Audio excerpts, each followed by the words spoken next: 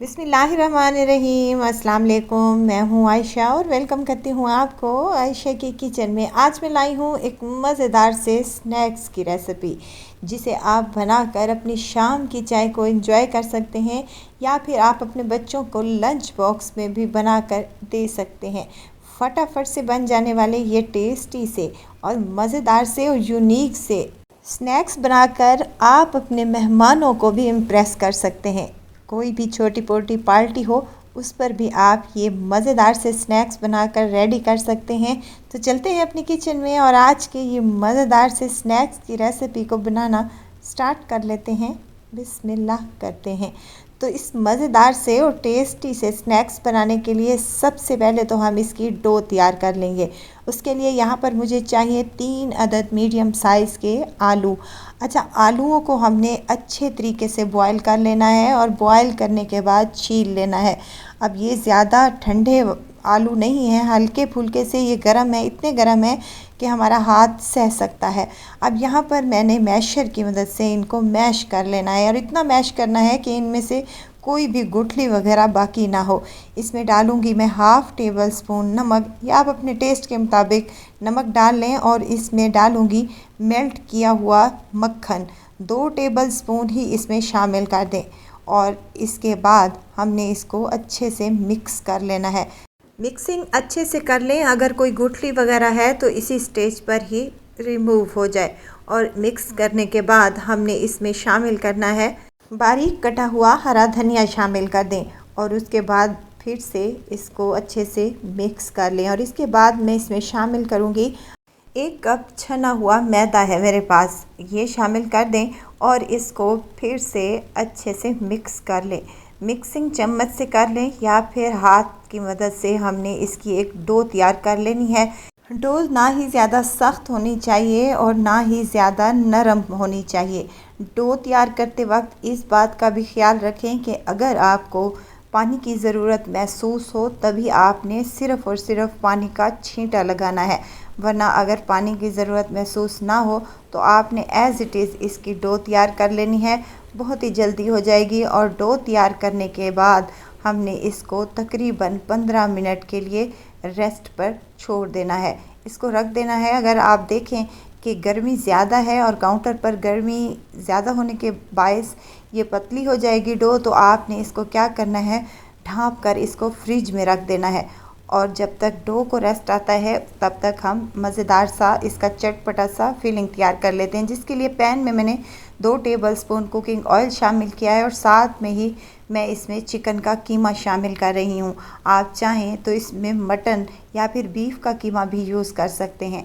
अच्छा, कीमा मेरे पास है तकरीबन 100 ग्राम के करीब। कीमे को भून लेंगे और साथ के साथ इसमें अदरक और लहसुन है मेरे पास कूटा हुआ, ये शामिल कर देंगे तकरीबन 1 टेबलस्पून के करीब। और इसको उस वक्त तक फ्राई करेंगे जब तक कि इसका कलर चेंज नहीं हो जाता और चिकन अपना पानी ड्राई नहीं कर लेता। चिकन ने अपना पानी छोड़ा है तो हम इसमें शामिल करेंगे कुछ मिर्च मसाले। इसमें नमक हाफ़ टी स्पून, कुटी हुई लाल मिर्च जाएगी हाफ़ टी स्पून, इसमें खुश्क धनिया पाउडर भी हाफ़ टी स्पून और हल्दी हाफ़ टी स्पून के करीब। इसमें खुशबूदार सा गरम मसाला भी शामिल करूँगी हाफ़ टी स्पून, बस जी यही मिर्च मसाले शामिल करने हैं और इसको अच्छे से भून लेना है।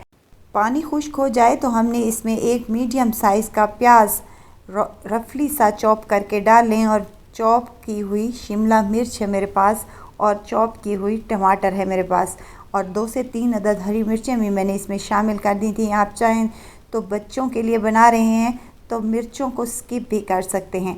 अब यहाँ पर हमने तमाम सब्ज़ियाँ डालने के बाद इसको 1 से 2 मिनट ही फ्राई करना है।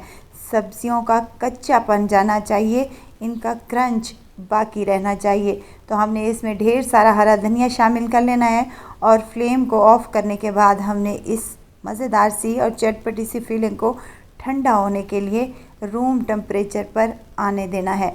वीडियो स्टेज पर अगर आपको ज़रा सी भी अच्छी लग रही हो तो लाइक करें, सब्सक्राइब करें और साथ में बेल आइकन के बटन को भी ज़रूर प्रेस कर दिया करें, ताकि मेरी हर नई आने वाली वीडियो आप तक पहुंचती रहे।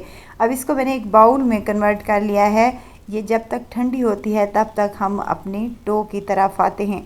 डो अच्छे से सेट हो चुकी है, इसको बाउल से निकालेंगे काउंटर पर थोड़ा सा मैदा डस्ट करेंगे और इसको 4 हिस्सों में डिवाइड कर लेंगे और 4 इसके पेड़े तैयार कर लेंगे। मीडियम साइज़ के पेड़े होने चाहिए, ना ही ज़्यादा पेड़े बड़े हों और ना ही ज़्यादा छोटे होने चाहिए। अब पेड़ों को हमने हाथ की मदद से चपटा करने के बाद इसको बेल लेना है।